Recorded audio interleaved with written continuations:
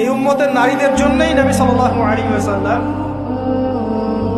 4টা কাজের সুসংবাদ দিয়েছেন। 4টা কাজ করতে পারলেই জান্নাতের যে কোনো দরজা দিয়ে ইচ্ছা তারা প্রবেশ করতে পারবে। বাসায় গিয়ে এই হাদিসটা শুনিয়ে দিয়ে 1 নাম্বার, তারা যদি 5 ওয়াক্ত নামাজ পড়তে পারে, 5 ওয়াক্ত নামাজ টাইম টু টাইম পড়তে পারে। 2 নাম্বার, তারা যদি রমজান মাসে সওম রাখতে পারে। 3 নাম্বার, তারা যদি লজ্জাস্থানের হেফাজত করতে পারে, মানে পর্দা করতে পারে। এখানে আমি খাস পর্দা বোঝাচ্ছি, ডিজিটাল পর্দা বোঝাচ্ছি না, খাস পর্দা বোঝাচ্ছি।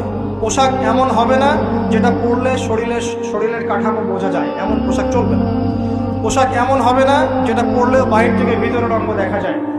পোশাক এমন হবে না যেটা অমুসলিমদের সাথে সাদৃশ্য আছে। আর পোশাক এমন হবে না যেটা পুরুষদের পোশাক। তারা যদি তাদের লজ্জাস্থানকে হেফাজত করতে পারে। আর 4 নাম্বার, যদি স্বামীর আনুগত্য করে।